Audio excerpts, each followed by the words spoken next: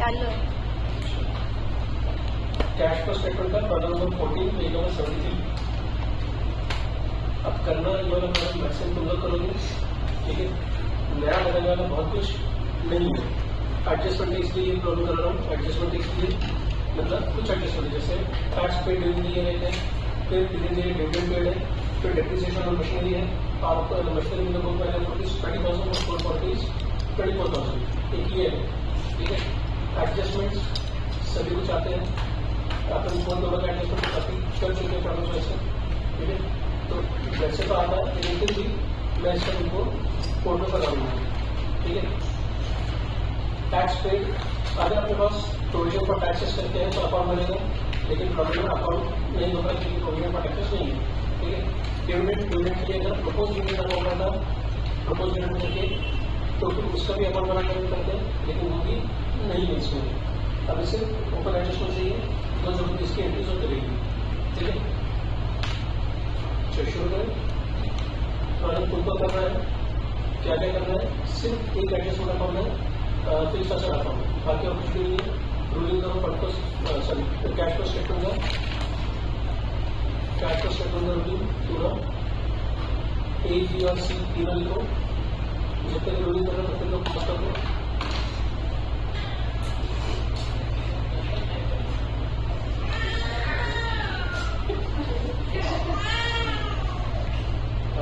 Problem 14। अब problem जितना भी है जितना जल्दी उतना वोट कर दूंगा मैं, ठीक है। वैसे देखा जाए तो मेरे हिसाब से वोट कर देना कुछ नहीं है, फिर भी जितना अगर तो जरूर है तो उतना वोट करके कराऊंगा, ठीक है। शुरुआत करेंगे ABC से दोनों से कुछ लिखी है नहीं इतना टाइम दिया था। अब शुरू करो, लाइब्रेरी से शुरू करते हैं। Share capital, share capital 40,000 share capital में या तो चेंज नहीं होगा या तो हमेशा इंक्रीज होगा। अगर प्रिफरेंस शेयर्स रहेंगे तो ही रिडम्पशन होता है, अदरवाइज इक्विटी शेयर में रिडम्पशन होगा, ऐसा कुछ नहीं रहता, मतलब कम नहीं होगा, ठीक है। बढ़ रहा है तो कहाँ पे आएगा, सी में आएगा, ठीक है। जब एक चीज और याद रखना है, जब बैलेंस शीट से एंट्री कर रहे हैं तो एक ही जगह पर एंट्री आएगी, एडजस्टमेंट शीट पे एंट्री कर रहे हैं तो 2 जगह पर एंट्री आएगी, ठीक है। Share capital 20,000 rupees C part में, उसके बाद कॉर्पोरेट अकाउंट जो डिफरेंस है वो डिफरेंस सबसे पहले एंट्री ए में नेट प्रॉफिट करके 40,000 ठीक है। क्रेडिटर्स डिक्रीज हो रहा है, इंक्रीज और डिक्रीज का इफेक्ट आएगा प्रॉफिट में। डिक्रीज हो रहा है, डिक्रीज हो रहा मतलब डिक्रीज इन क्रेडिटर्स करके लिखो क्या होगा, माइनस, ठीक है। कितना रुपीज है, 16,000 ब्रैकेट में लिखोगे डिक्रीज इन क्रेडिटर्स, ठीक है। उसके बाद RDD reserve for bad debts, तो ये इसमें इंक्रीज हो रहा है, पहले कुछ नहीं था, अब है इंक्रीज हो रहा मतलब ऐड करोगे, increase in reserve for doubtful debts,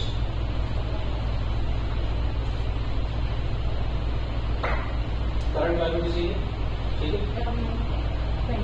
फिर एसेट सेट्स आप लोगों को जो बन रहा है मशीन बिल्डिंग में कोई चेंज नहीं है, कहीं में कोई एंट्री नहीं होगी।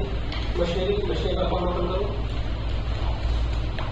Debit side opening balance 96,000, back closing balance 1,96,000, sorry 36,000 है, 96,000 करिए होगी, दूसरा 1,36,000, ओके। स्टॉक में करंट एसेट करंट एसेट के इफेक्ट ए वाले पार्ट में इंक्रीज और डिक्रीज का, ठीक है। क्या है 36,000 से 28,000 डिक्रीज होगा, मतलब ऐड करेंगे, ठीक है। कितना कीजिए 8,000 क्या लिखोगे, डिक्रीज इन स्टॉक, ठीक है। उसके बाद डेटर्स इंक्रीज मतलब लेस करोगे,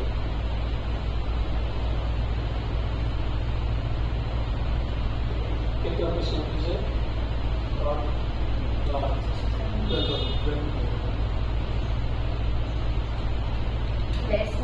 लेस। बैंक ओपनिंग और क्लोजिंग बैलेंस है, चाहो तो अभी भी रखो, आप भी रखो, ठीक है, क्योंकि वो टोटल आएगा उसमें लिखना पड़ता है। अब एडजस्टमेंट से पहला एडजस्टमेंट है tax paid during the year, तो ₹4,000, ठीक है। इसकी दो जगह पे एंट्री, दो जगह पे कैसे होगी? ये वाले पार्ट में पहले उसको ऐड करेंगे, प्रोविजन क्रिएट करने की कोई एंट्री नहीं हो, और फिर उसी में से नीचे माइनस करोगे, टोटल करोगे, टोटल में से माइनस करोगे, ठीक है। कैसा आएगा ये? एक पार्ट में ये दिख रहा है, मैं काला दिख रहा था, ये दिख रहा पूरा, आप भी पूरे देखिए, आप पूरा देखो, ठीक। जो भी अमाउंट तुम्हारे आ रहा है, टैक्स कितना % टैक्स है? 4,000, इसमें से यहाँ करेगा, और फिर जो इसकी टोटल जो आएगी, जो भी टोटल आएगी यहाँ पे, उसमें से माइनस करोगे लेस टैक्स पेड, ठीक है, ₹4,000। ऊपर की एंट्री जो है प्रॉफिट ऐड करने की, वो क्या है? प्रोविजन क्रिएट करने की एंट्री है, और दूसरी टैक्स पेड की एंट्री है, इसमें से माइनस, ठीक है। तो मैं अमाउंट नहीं देता, ऐसे लिखो, जो भी टोटल है हमारी, जो भी टोटल है, अभी तो पेड नहीं हुआ है, इसलिए जो भी टोटल है उसमें से माइनस करना है, पहले ऐड और फिर माइनस। मतलब अगर ये देखें तो ये पीरियड अकाउंट की डेबिट की एंट्री है, और ये पेमेंट की एंट्री है, तो ओवरऑल तो जीरो ही होगा ना सर? लेकिन एंट्री तो नहीं बढ़ी ना, एंट्री नहीं करोगे तो स्किप हो गया, स्किप हो गया मतलब मार्क्स होगा नहीं मिलेंगे, तो मार्क्स कम हो जाएंगे, ओके। फिर डिविडेंड पेड है, पहली एंट्री हुई, आउट ऑफ प्रॉफिट है, इसलिए पहली एंट्री पीरियड अकाउंट के डेबिट पे, मतलब यहाँ पे ऐड करो डिविडेंड, ये प्रपोज कर लिख सकते हो, प्रपोज डिविडेंड प्रपोज किया, इतना देने वाले हैं, ठीक है, उसकी एंट्री। और दूसरी एंट्री है कि पेड की एंट्री मतलब सी वाले पार्ट में, फाइनेंशियल वाले में, सी वाले पार्ट में डिविडेंड पेड ब्रैकेट में आएगा। अच्छा, ये ब्रैकेट में लिए थे, मुझे ब्रैकेट में नहीं किया, शायद तो नहीं किया होगा, ये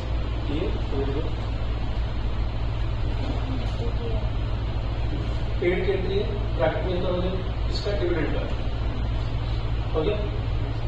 नेक्स्ट उसके बाद अगला एडजस्टमेंट है डेप्रिसिएशन मशीनरी, 12,000 रुपीज। ये कौन सा है? ये करंट ईयर का डेप्रिसिएशन, ठीक है। जहाँ पे प्रोविजन फॉर डेप्रिसिएशन अकाउंट नहीं बनता या डेप्रिसिएशन अकाउंट नहीं बनता, तो वहाँ पे जो एसेट बेच रहा है उसकी एंट्री नहीं करनी पड़ती, उसके डेप्रिसिएशन की एंट्री नहीं करनी पड़ती। अपन ये कैसे समझो कि ये किसका है? यहाँ पे देखो, प्रोविजन फॉर डेप्रिसिएशन अकाउंट नहीं बनता, मतलब ये जो डेप्रिसिएशन है ये अपना डेप्रिसिएशन करंट ईयर का डेप्रिसिएशन है। करंट ईयर का डेप्रिसिएशन मतलब पहली एंट्री आएगी प्लांट अकाउंट की क्रेडिट में, मशीन अकाउंट की क्रेडिट में, बाय पीरियड अकाउंट ब्रैकेट में डेप्रिसिएशन 12,000। दूसरी एंट्री पीरियड अकाउंट की डेबिट में, मतलब ऐड करोगे, प्रॉफिट में ऐड करोगे, ये वाला ऊपर टैक्स पे लिखा था, तो टैक्स पर आपको नहीं आएगा, लिखा ही नहीं टैक्स। अच्छा नहीं लेगा, ठीक है।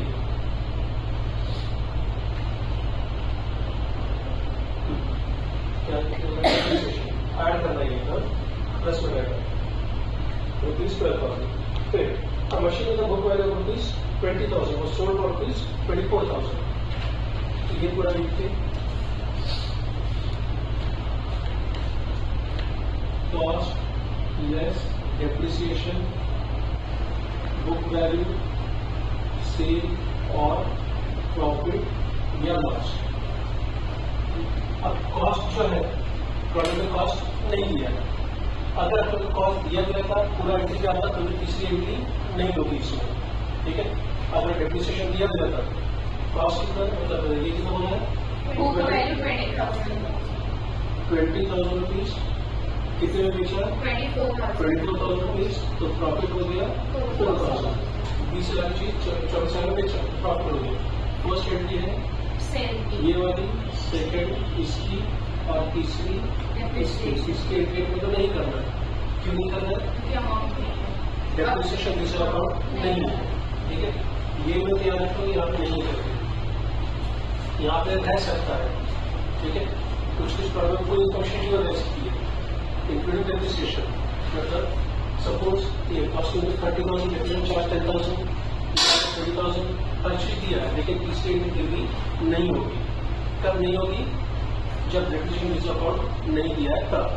अगर डेप्रिसिएशन रिजर्व अकाउंट दिया हुआ है तो उसकी एंट्री लोगों को करनी पड़ेगी, ठीक है।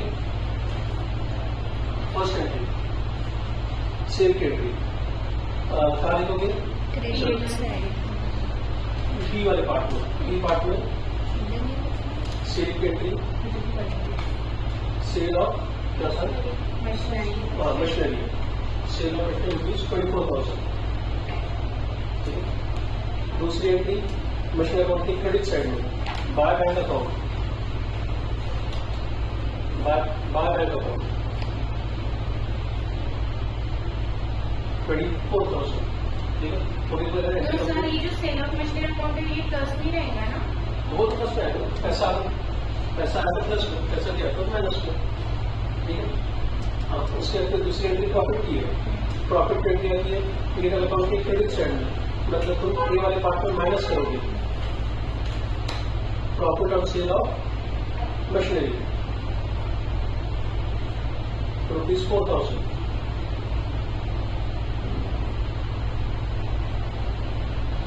माइनस कर दो तो ब्रैकेट में रहेगा। दूसरी एंट्री मशीन अकाउंट की डेबिट साइड में टू P&L अकाउंट, ब्रैकेट में प्रॉफिट लिख रख सकते हो कि ये profit on sale of machinery है ₹4,000। ठीक है, थोड़े सब एडजस्टमेंट। अभी अकाउंट क्लोज करो, उससे तुमको वहां से कुछ इन्फॉर्मेशन मिलेगी।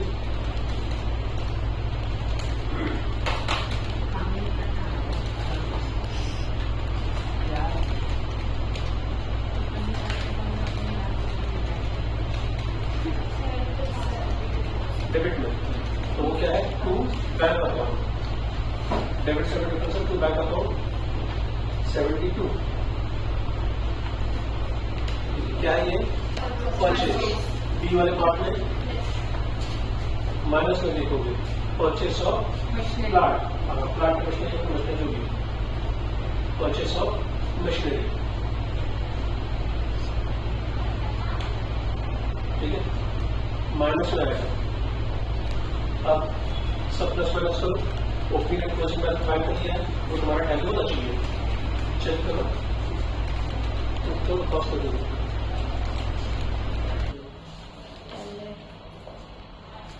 Problem number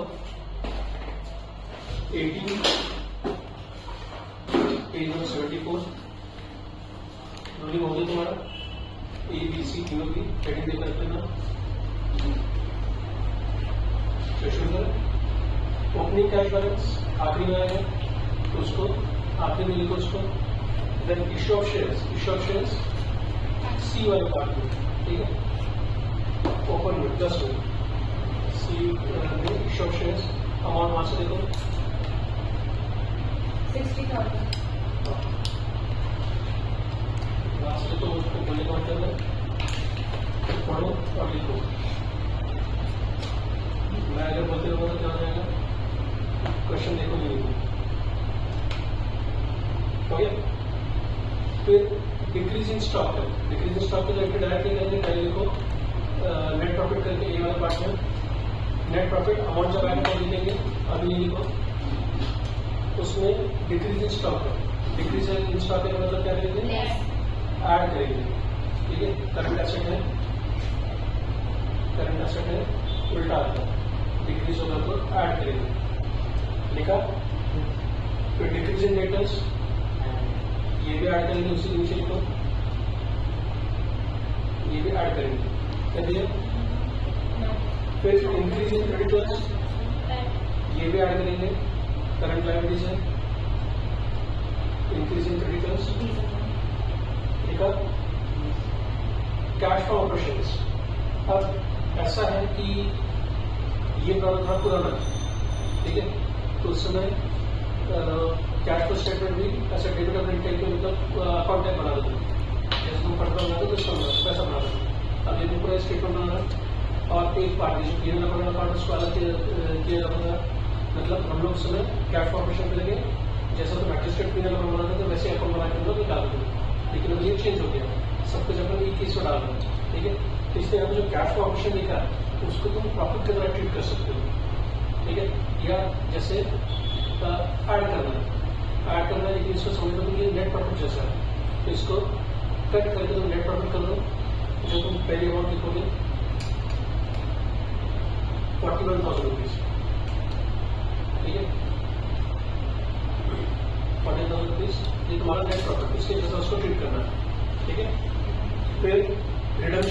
debentures.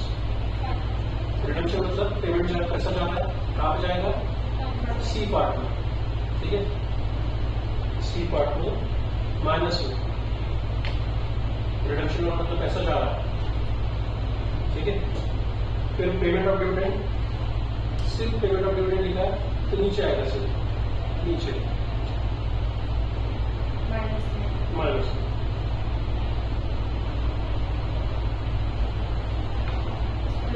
ठीक है। फिर purchase of fixed asset, purchase of fixed asset B वाले पार्ट में माइनस में भी,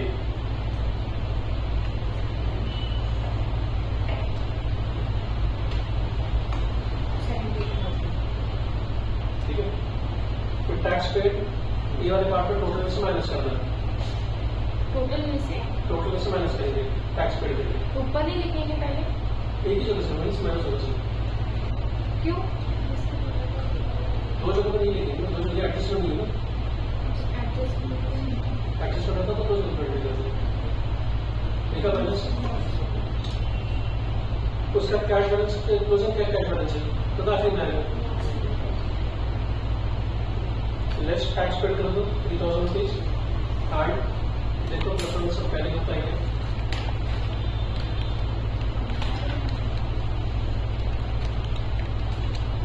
ओपनिंग कैश बैलेंस 28,100 है, क्लोजिंग है 20,000।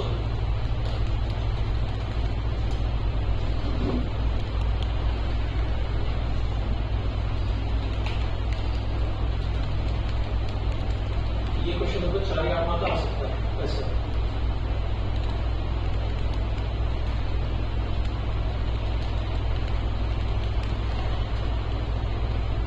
राइट है।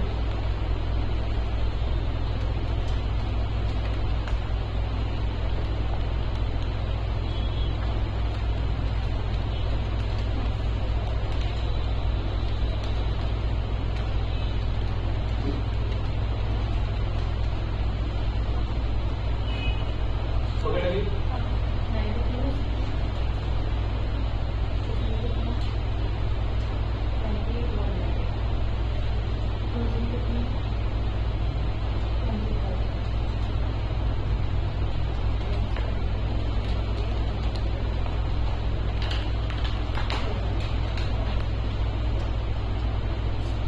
ओके, नेक्स्ट उसके बाद ऑप्शन तो 19 पर